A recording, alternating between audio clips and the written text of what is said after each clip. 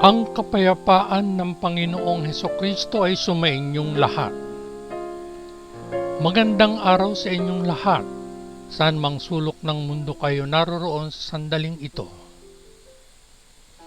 Pagbasa mula sa Ebanghelyo ni Apostol Mateo, ika-6 na kabanata, mula unang talata hanggang ika-18 talata. Ingatan ninyo na huwag ninyong gawin ang inyong mga paglilimos sa harap ng mga tao upang makita nila. Kung hindi, wala kayong gantimpala sa inyong Ama na nasa langit. Kaya't kapag ikaw ay naglilimos, huwag kang humihip ng trumpeta sa harap mo, gaya ng ginagawa ng mga mapagkunwari sa mga sinagoga at sa mga lansangan, upang sila'y magkaroon ng kaluwalhatian ng mga tao. Katotohanang sinasabi ko sa inyo, nasa kanila na ang kanilang gantimpala. Ngunit kapag ikaw ay naglilimos, huwag mong ipaalam sa iyong kaliwang kamay kung ano ang ginagawa ng iyong kanang kamay, upang ang iyong paglilimos ay maging lihim. At ang iyong Ama na nakakikita sa lihim ay gagantihan ka ng hayagan.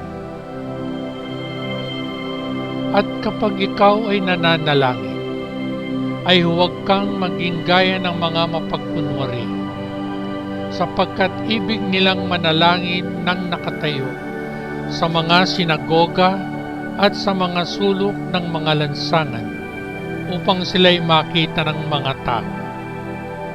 Katotohanang sinasabi ko sa inyo, nasa kanila na ang kanilang gantimpala.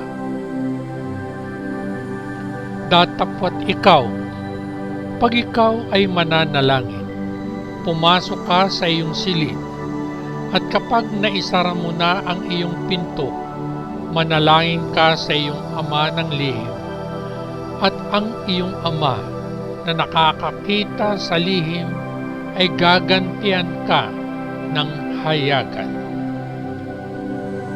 Gayon din naman, kung kayo'y mananalangin, huwag kayong gumamit ng walang kabuluhang paulit-ulit na salita, gaya ng ginagawa ng mga pagano, sapagkat iniisip nila na sila'y didinggin dahil sa kanilang mahabang pananalita. Huwag nga kayong tumulad sa kanila, sapagkat nalalaman ng inyong Ama ang mga bagay na inyong kailangan bago ninyo hingin sa Kanya. Kaya't manalangin kayo ng ganito: Ama namin na nasa langit, sambahin nawa ang iyong pangalan. Dumating nawa ang iyong kaharian. Gawin ang iyong kalooban dito sa lupa, gaya ng sa langit. Bigyan mo kami ngayon ng aming pang-araw-araw na pagkain, at patawarin mo kami sa aming mga sala, gaya ng pagpapatawad namin sa mga nagkasala sa amin. At huwag mo kaming ihatid sa tukso, kundi iligtas mo kami sa lahat ng masama, sapagkat iyo ang kaharian at ang kapangyarihan at ang kaluwalhatian magpakailanman. Amen. Sapagkat kung patatawarin ninyo ang mga tao sa kanilang mga kasalanan, patatawarin din kayo ng inyong Ama sa langit. Ngunit kung hindi ninyo patatawarin ang mga tao sa kanilang mga kasalanan, hindi rin patatawarin ng inyong Ama ang inyong mga kasalanan. Bukod dito, kapag kayo ay nag-aayun, ay huwag kayong gaya ng mga mapagpaimbabaw na may malungkot na mukha, sapagkat kanilang pinapasama ang kanilang mga mukha upang makita ng mga tao na sila'y nag-aayuno. Katotohanang sinasabi ko sa inyo, nasa kanila na ang kanilang gantimpala. Ngunit ikaw, pagka ikaw ay nag-aayuno, langisan mo ang iyong ulo at hugasan mo ang iyong mukha, upang hindi ka makita ng mga tao na nag-aayuno, kundi sa iyong Ama na nasa lihim, at ang iyong Ama na nakakikita sa lihim ay gagantihan ka ng hayagan.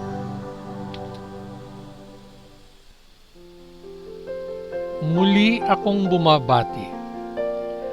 Ang kapayapaan ng Panginoong Hesukristo ay sumainyong lahat.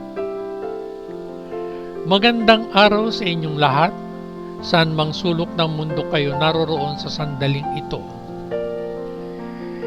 Ibig kong ibahagi sa inyo sa araw na ito, mga kabayan, ang aking maikling pagninilay na pinamangkatan kong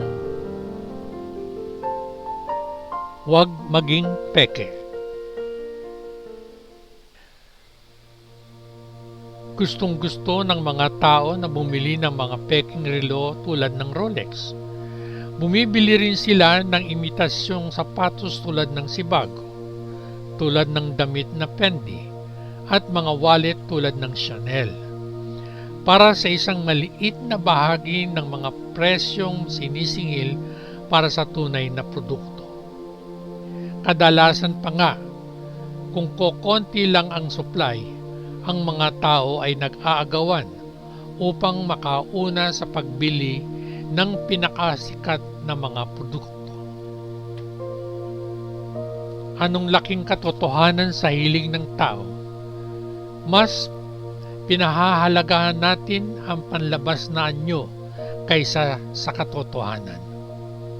Nagbabayad tayo ng malaking pera para magkaroon ng tamang label at anyo, kahit na hindi tunay ang paninda. Masakit bang aminin, ang gawing ito ay makikita rin sa espiritual na mga bagay. Sa Mateo 6, pinuna ni Jesus ang mga Pariseo dahil sa kanilang pagpapaimbabaw, tulad ng mabuting gawa ng paglilimos. Sabi ni Jesus sa 2 talata, kaya't kapag ikaw ay naglilimos, huwag kang humihip ng trompeta sa harap mo, gaya ng ginagawa ng mga mapagkunwari sa mga sinagoga at sa mga lansangan, upang sila'y magkaroon ng kaluwalhatian sa mga tao. Katotohanang sinasabi ko sa inyo, nasa kanila na ang kanilang gantimpala. Ganon din sa pananalangin. Sinabi ni Jesus sa 5 talata, at kapag ikaw ay nananalangin, ay huwag kang maging gaya ng mga mapagkunwari, sapagkat ibig nilang manalangin nang nakatayo sa mga sinagoga at sa mga sulok ng mga lansangan, upang sila'y makita ng mga tao. Katotohanang sinasabi ko sa inyo, nasa kanila na ang kanilang gantimpala. At ganun din naman sa punto ng pag-aayuno. Sinabi ni Jesus sa 16 na talata, bukod dito, kapag kayo ay nag-aayuno, ay huwag kayong gaya ng mga mapagpaimbabaw na may malungkot na mukha, sapagkat kanilang pinapasama ang kanilang mga mukha upang makita ng mga tao na sila'y nag-aayuno. Katotohanang sinasabi ko sa inyo, nasa kanila na ang kanilang gantimpala. Ginagawa nila ito upang lumikha ng hitsura na pagiging tapat sa Diyos. At mukha nga naman sila ay tunay. Subalit ang katotohanan sa kanilang mga kalooban ang kanilang mga puso ay malayo sa Panginoong Diyos. Ang solusyon sa pagkukunwari ay matatagpuan sa pananalangin itinuro ni Jesus sa kanyang mga alagad. Kaya't manalangin kayo ng ganito: Ama namin na nasa langit, sambahin nawa ang iyong pangalan. Dumating ang iyong kaharian, gawin ang iyong kalooban sa lupa gaya ng sa langit. Bigyan mo kami ngayon ng aming pang-araw-araw na pagkain at patawarin mo kami sa aming mga sala gaya ng pagpapatawad namin sa mga nagkasala sa amin. At huwag mo kaming ihatid sa tukso, kundi iligtas mo kami sa masama, sapagkat iyo ang kaharian at ang kapangyarihan at ang kaluwalhatian magpakailanman. Amen. Habang taimtim nating dinadasal ito, titigil na tayo sa pagkukunwari at maging totoo sa Diyos. O anong takot naming malaglag ang aming mga maskara. Alam na alam natin kung ano ang nasa loob. Ngunit magagamit ni Kristo ang ating buhay para pagpalain kung malilinis muna tayo sa kasalanan. Mga kabayan, ang pagpapala ng presensya ng Espiritu sa ating mga puso ay isang patikim ng mas malalaking pagpapala na ating matatamasa sa pakikipag-isa natin kay Kristo. At tayo ay walang hanggan na kaisa ng Diyos Ama sa pamamagitan ng Panginoong Hesukristo. Hindi lang yan, kabayan. Balang araw magkakaroon tayo ng higit pa. Tayo ay mabubuhay sa mismong presensya ng Diyos. May kagalakan tayong naghihintay sa pagdating ng araw na iyon, dahil ang ating kinabukasan ay garantisado na. Ikaw, kabayan, bukod sa mga mensaheng ito mula sa mabuting balita ng Panginoon, may iba pa bang mensahe sa mabuting balita na nagpapahayag na may iba pa? Malugod kong pakikinggan kung meron pang iba.